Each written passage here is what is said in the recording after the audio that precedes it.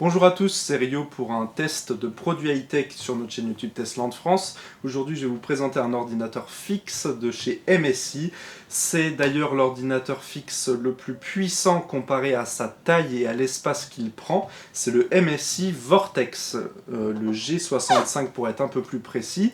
Donc c'est un PC qui vaut entre 1700 et plus de 4000 euros. Donc ici on est sur une version haut de gamme à tout de même 3700 euros. Donc on va voir ce que ce petit monstre peut nous proposer à l'aide de plusieurs jeux. On va aussi le démonter tout ça, faire des jeux sur un écran 4K et conclure sur ces différents points positifs et négatifs à ce super PC fixe gamer, très puissant mais aussi très cher. C'est parti. Voici à présent ce petit monstre, le MSI Vortex, mais d'abord on va parler quelques petites secondes de ce qu'il y avait dans la boîte avec. Donc un manuel de garantie, plein de papiers, un petit sticker à coller où vous voulez avec les caractéristiques techniques, le CD des pilotes et les utilitaires logiciels, voilà, enfin plein de petits papiers. On s'en fiche un petit peu, et dans ce petit carton blanc qu'il y avait dans la boîte, nous avons un câble d'alimentation tout simple, car déjà un premier bon point, l'alimentation est intégrée dans le boîtier, donc pas besoin d'un bloc d'alimentation supplémentaire, malgré la taille de l'appareil. Donc voilà ce PC fixe MSI Vortex G65. Alors visuellement, ce qu'on peut voir déjà en premier, c'est que c'est un gros bloc légèrement cylindrique, un petit peu biseauté sous trois axes ici. Trois axes qu'on verra encore mieux à l'intérieur quand on va ouvrir le MSI dans quelques minutes. Donc c'est un ordinateur fixe, mais qui a l'avantage d'être super compact. Si vous pouvez voir par exemple, voici ma main ici, qui est une main tout à fait normale. Donc vous voyez un petit peu la taille du produit, même en hauteur, ça prend toute ma main, ce cylindre. Ça reprend un petit peu, on va dire, les configurations des nouveaux Mac Pro de chez Apple. Vous savez, les grosses tours toutes cylindriques avec un système de refroidissement avec un gros ventilateur qui aspire l'air du dessous et qui le renvoie par-dessus. Et bien là, c'est à peu près la même chose avec un ventilateur donc conçu par MSI pour avoir une forte puissance avec trois grilles ici au-dessus de sortie. Donc on peut voir ici un gros ventilateur au-dessus avec donc trois grilles qui vont refaire sortir la chaleur du processeur et des deux cartes graphiques, car on va voir que ce PC est un PC ultra puissant. Il y aura un SLI de GTX 980. On en reparle juste après. Donc au niveau du design, à l'avant, on retrouve ici un petit bouton démarrer, arrêter, où il y a donc une LED d'allumée d'une certaine couleur, et on retrouvera un trait de LED ici aussi sur le côté.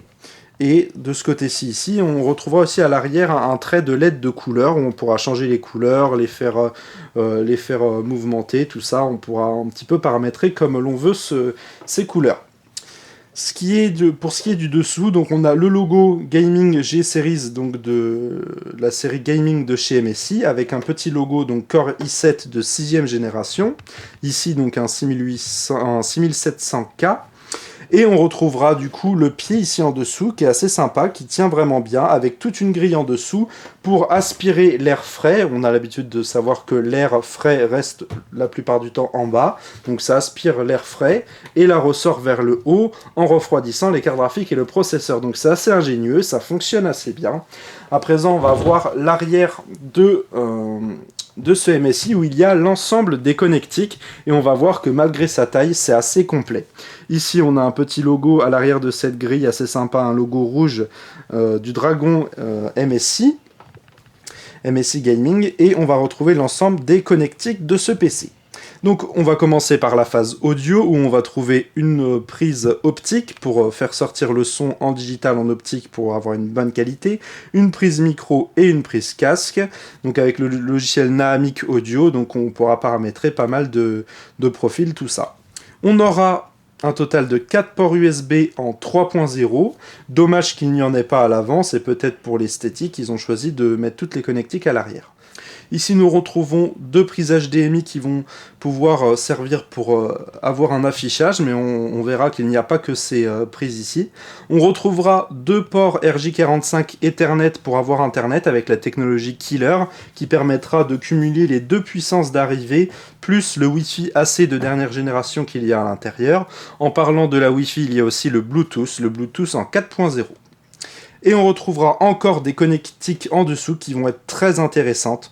On aura des prises USB type C, donc USB 3.1 avec du Thunderbolt, donc avec de la puissance, avec une puissance assez impressionnante.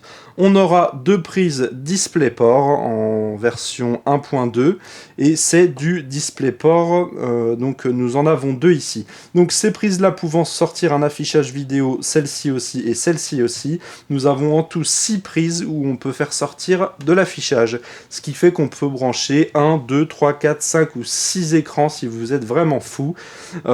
6 écrans, vaut mieux préférer le Full HD au 4K, mais si vous branchez 1 ou 2 écrans en 4K, normalement ça devrait le faire pour pas mal de choses. À présent, la dernière connectique, c'est tout simplement la prise d'alimentation qui se trouve en dessous. Donc elle est embêtante à brancher, mais bon, on n'a pas à la débrancher toutes les 5 minutes, donc ça pose aucun problème. Et le câble sort ici en dessous directement, donc c'est une configuration très propre. Pour vous donner un petit peu le volume de ce boîtier, il fait 6,5 litres. Donc c'est vraiment très compact. Et il fait seulement 4 kg. Donc c'est assez impressionnant. On est sur le poids d'un bon PC portable gamer. Hein. Il fait à peine 28 cm de haut. Il fait le 27,8 cm de haut. Et au niveau des dimensions de largeur, on est sur du 19 cm par 20 cm à peu près. Donc c'est vraiment légèrement cylindrique, mais quand même légèrement triangulaire quand même, avec des angles plus pointus que d'autres. Donc au niveau du design, c'est vraiment agréable. On aura du coup des paramétrages aussi de LED au niveau du design. Donc on a ouvert ce boîtier de MSI. Pour ma part, je le trouve encore plus joli comme ça, parce qu'il a un aspect vraiment hard gamer avec les radiateurs des cartes graphiques. Mais bon, il faut bien refermer pour que l'air passe de bas en haut. Donc pour ce faire, comment on a fait? Ici vous voyez, donc ça c'est la partie du cache arrière qu'on a du coup enlevé en dévissant 6 vis Torx. Et de ce fait, après, on a pu déboîter les deux côtés ici de SEMSI. Il y aura juste ça en plus à déconnecter. C'est le petit connecteur pour le trait de LED qui se trouve sur le côté pour l'éclairage. Donc, qu'est-ce que l'on peut voir? Ce système est basé un petit peu comme le Mac Pro, avec un système triangulaire. Donc on aura deux choses ici et une chose à l'intérieur aussi derrière.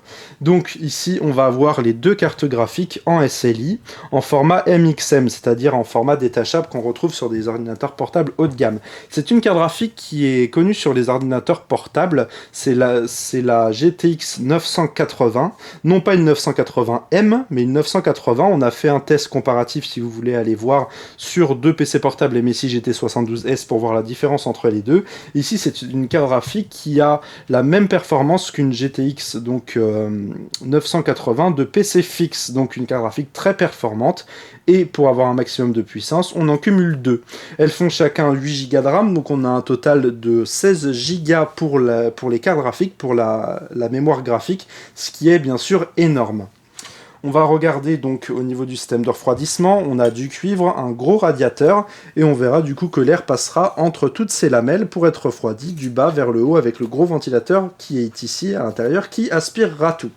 On peut détecter ici un petit SSD en PCI Express M2, donc très rapide, où on pourra en mettre plusieurs pour cumuler la puissance des SSD. Il y en a d'ailleurs deux de 128 Go, on en voit un ici, pour faire du RAID 0 pour que ce soit encore plus rapide. Ici, on retrouve un radiateur encore plus gros, car sur cette troisième face ici, comme je vous le disais en face en triangle, sur cette face ici, il y aura le processeur, donc un 6e génération, le 6700K, avec ici un emplacement 2,5 pouces pour mettre un disque dur de 1 Tera en 7200 tours minute. Donc là, ce sera plus pour le stockage, car on aura déjà les SSD pour l'OS. Donc ici, donc la surface, pareil, où je vous ai montré donc le cache ici qu'on a enlevé, qui se pose ici tout simplement, qu'on a dévissé. Et pour finir, Donc de l'autre côté, on voit donc un trait ici de LED qui s'allume aussi à l'arrière, et on voit l'emplacement pour les barrettes de RAM. Donc il y a 4 emplacements, et c'est bien sûr, vu que c'est un PC très récent, de la DDR4. Donc on aura 4 barrettes de 8 Go de RAM pour faire un total de 32 Go de RAM. Donc là bien sûr, vous n'avez aucun problème. Les versions de base commenceront avec 16 Go de RAM. Donc voilà pour l'aspect physique interne. Donc c'est vraiment une prouesse technologique que MSI a réussi à faire dans ce système. Intégrer une telle puissance dans aussi peu d'espace, c'est vraiment une prouesse et très intéressant. Surtout que ce PC, il fonctionne vraiment très bien, on va le voir après. Donc à présent, on va le refermer, on va le brancher à un écran AOC de 24 pouces qui est en 4K, pour voir un petit peu ce que ça donne en jeu, en benchmark, voir le reste des caractéristiques techniques. Et pour finir, on conclura sur les différents points positifs et négatifs de ce produit à la fin de la vidéo. C'est parti! À présent, nous allons démarrer ce MSI Vortex avec son petit bouton ici à l'avant. Donc on peut voir ici les traits de LED qui s'allument. Je vais en profiter du démarrage pour parler de l'alimentation. Donc l'alimentation qui est bien intégrée à l'intérieur de ce boîtier. Une alimentation qui fait seulement 450 watts. Donc c'est pas énorme, mais avec les nouveautés actuelles, avec les nouveaux processeurs et processeurs graphiques qui consomment moins, du coup on n'a pas besoin d'énormément de puissance. Ce qui fait que ce PC ultra puissant n'est pas forcément celui qui consomme le plus, et c'est un bel avantage. Cette alimentation est tout de même 80+, certifié 80+ Gold, donc c'est une très bonne alimentation à l'intérieur, signée MSI. Donc à présent, on est sur le bureau ici de ce MSI. On va aller en premier s'intéresser au logiciel Dragon Center qui nous permet de gérer l'ensemble de cet ordinateur MSI. On a retrouvé ça aussi dans différents tests d'autres PC comme les Nightblade de chez MSI ou les PC portables directement de chez MSI. Donc à présent, on voit ce logiciel avec une nouvelle version, avec en premier différentes applications qui font partie des paramètres du PC. Donc on peut voir déjà le MSI Vortex G65 6QF SLI, donc c'est sa référence avec le SLI. Donc on a des versions avec SLI de GTX 960 et des 960M et des versions avec les 980. Donc ça a quelques petits logiciels, Naamic Audio, donc ça c'est pour gérer le son, XSplit Gamecaster c'est pour enregistrer en direct ce que vous faites en jeu vidéo, et Network Manager, ça c'est le killer, donc pour gérer tout ce qui est réseau Wi-Fi ou câblé. Le moniteur système est très pratique, on peut voir en temps réel, si je me répète, si je dis temps et direct, ça va pas le faire, je me répète. Le CPU, donc le processeur en direct, la mémoire utilisée, 10% c'est un peu normal avec 32 Go de RAM, le GPU, donc les deux cartes graphiques utilisées, donc là bien sûr 0%, elles sont tellement puissantes que rien qu'à l'affichage de bureau, ça représente rien du tout. Et le disque, donc ici les SSD qui sont représentés. On voit aussi les systèmes de ventilateurs du CPU et du GPU que l'on ne voit pas tourner, car il n'y en a qu'un seul gros au-dessus, parce que ce logiciel du coup fonctionne sur différents PC MSI. On voit la température des cartes graphiques, 50 degrés, et du processeur, 44 degrés, et la vitesse de connexion Ethernet ou Wi-Fi. Donc voilà, même la consommation en temps direct, la 52 watts. Gestion d'alimentation, utilisation normale. L'assistant pour modifier les LED que l'on retrouve sur notre PC MSI. Et on retrouvera même une application sur Android et iOS, ici une application qui nous permet de voir en temps réel, vous voyez en temps réel du coup ce que l'on fait, faut être connecté au même réseau Wi-Fi, mais ce que l'on fait du coup sur notre PC avec l'utilisation GPU, CPU, mémoire, disque, avec la consommation, tout ce qu'on a vu tout à l'heure, et aussi ça peut être pas mal pour voir mettons les degrés qu'il y a au niveau de la carte graphique et du processeur, pour voir si ça chauffe trop, sans quitter notre jeu forcément, c'est assez pratique. Et avec cette application, on pourra même modifier du coup les LED, comme ça on pourra faire pas mal de choses. Donc mettons les LED du PC, là on peut le mettre en mode respiration par exemple, ou le mettre en normal et choisir mettons plein de couleurs.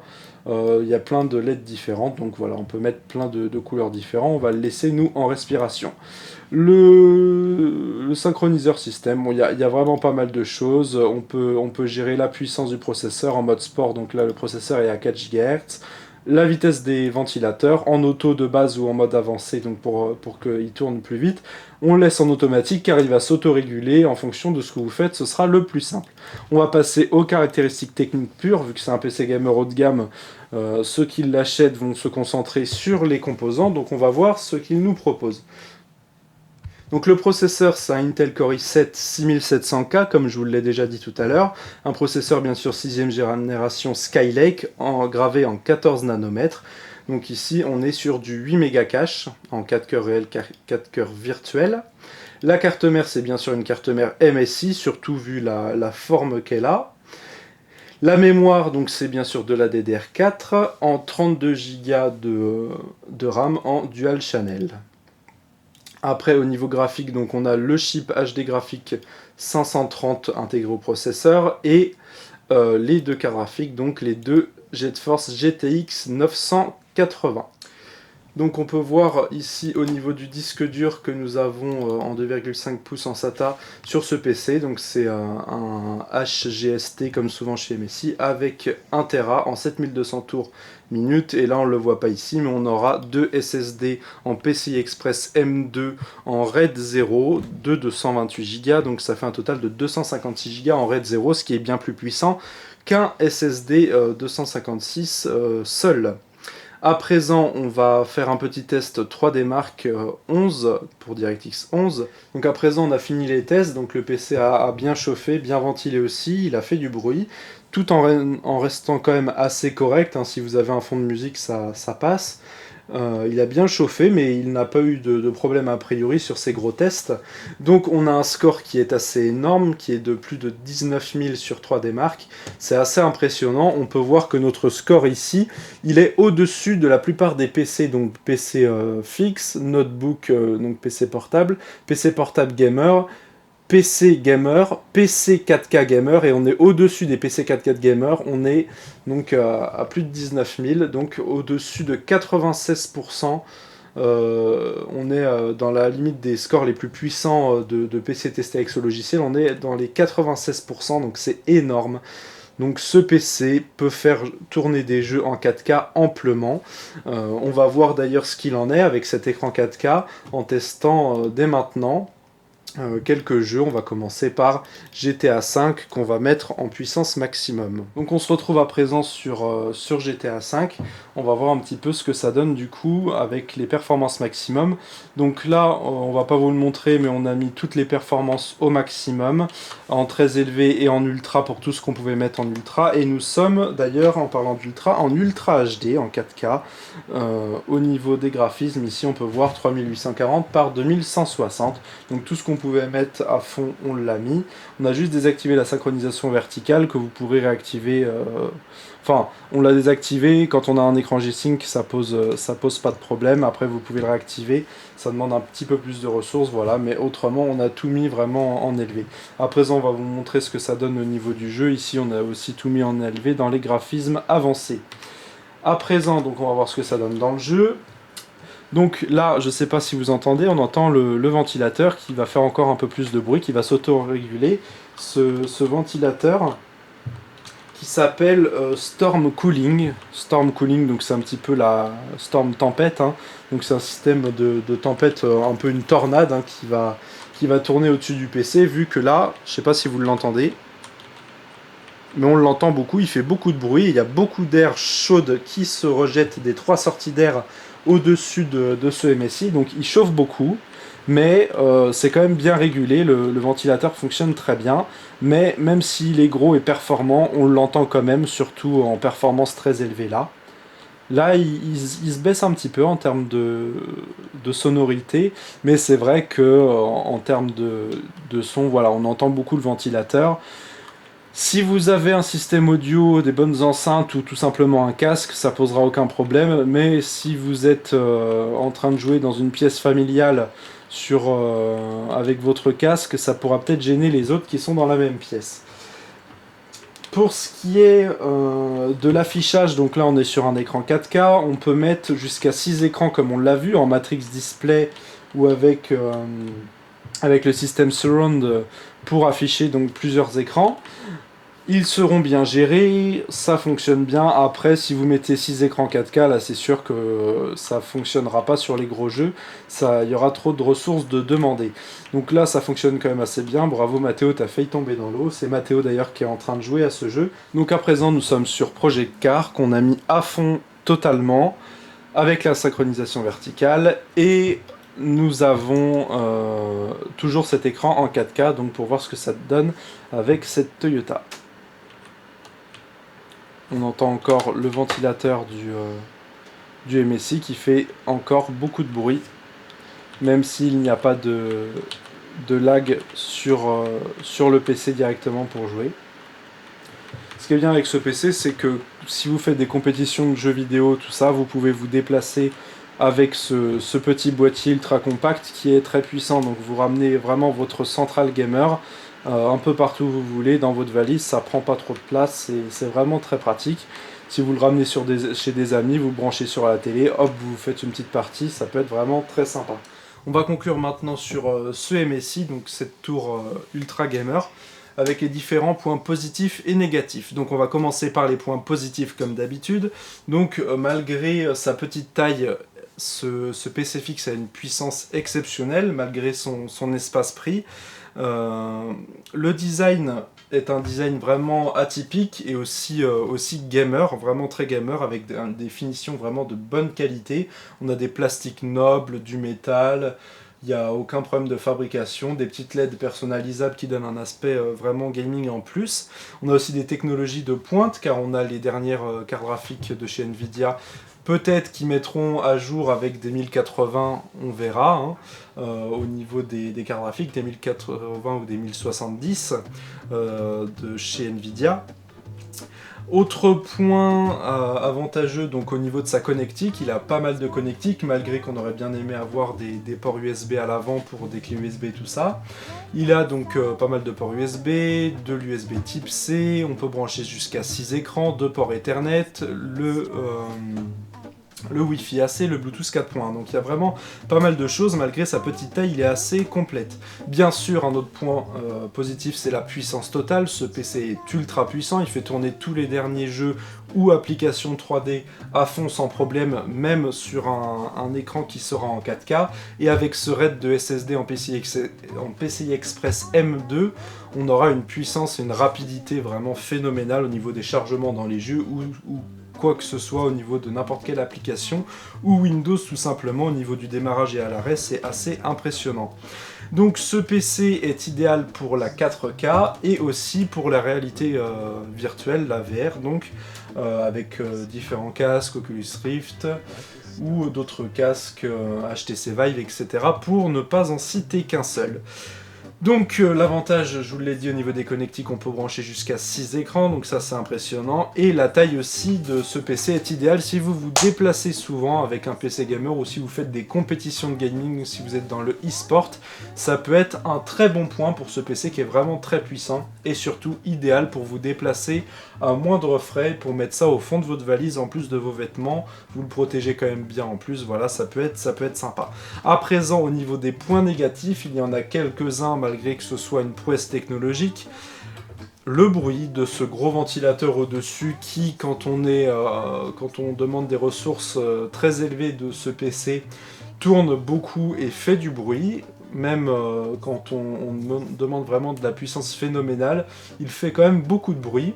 Heureusement, on peut arranger ça en écoutant de la musique ou en mettant la musique du jeu ou un casque, mais c'est vrai qu'il fait du bruit, on peut pas tout avoir, hein. Il se ventile quand même très bien, la gestion de chaleur est bien optimisée malgré ce bruit qui sera vraiment fort avec uniquement quand on lui demandera vraiment les ressources les plus importantes qui puissent exister dans les jeux ou les applications les plus puissantes. Un autre point qui sera négatif, mais ça c'est obligatoire sur ce type de PC, c'est que les modifications seront un peu plus restreintes. Comparé à d'autres PC fixes, vous pourrez plus difficilement changer les cartes graphiques, surtout les formats MXM comme ça. Les cartes graphiques sont vraiment très chères, mais bon, si vous prenez une version comme ça avec ces cartes graphiques là, il n'y a pas de problème, vous allez en avoir pour plusieurs années au niveau des derniers jeux vidéo, donc ça ne devrait pas poser trop de problèmes. Et au final, le dernier petit point négatif pour chipoter que j'ai déjà dit, c'est au niveau de l'avant. On aurait bien aimé avoir un ou deux ports USB pour mettre des clés USB, voire même une prise micro et casque pour brancher son casque à l'avant si on le débranche pour l'utiliser ailleurs au lieu qu'il soit branché toujours à l'arrière. Pour terminer, le rapport qualité-prix, on ne peut pas dire qu'il y ait vraiment de rapport qualité-prix sur ce PC parce que là, en plus de payer la puissance qui est phénoménale, on paye l'exploit technologique de la marque MSI, on paye non pas la marque mais l'exploit qu'elle a fait avec cette telle puissance dans cette compacité énorme. Donc, certes, si vous prenez une grosse tour, vous pourrez avoir peut-être pour moins cher la même performance, mais bien sûr là on est sur un ensemble bien complet. En plus il y a pas mal de choses en plus, on peut quand même modifier pas mal de choses, il y a des LED qui sont paramétrables, on a aussi une application sur notre téléphone pour voir en temps réel notre ordinateur, donc il y a pas mal de choses qui sont sympas. Donc pour les versions entrée de gamme avec i5 de 6ème génération avec des 960, on sera à partir de 1800 € et on arrive jusqu'à plus de 4000 € avec des gros SSD 512, jusqu'à 64 Go de RAM en DDR4, donc c'est vraiment énorme. Donc ce PC a un rapport qualité-prix très correct en rapport à ses qualités technologiques et sa puissance au final. Donc on vous le recommande si vous avez bien sûr un certain budget pour ce PC qui est ultra puissant et ultra haut de gamme. Si vous avez aimé cette vidéo, vous pouvez liker notre vidéo, notre chaîne YouTube, vous pouvez vous abonner, liker sur notre Facebook, je vais y arriver, et nous suivre sur Twitter. Vous pouvez télécharger gratuitement l'application Testland France sur Android. On se dit à bientôt pour de prochains tests sur Testland France.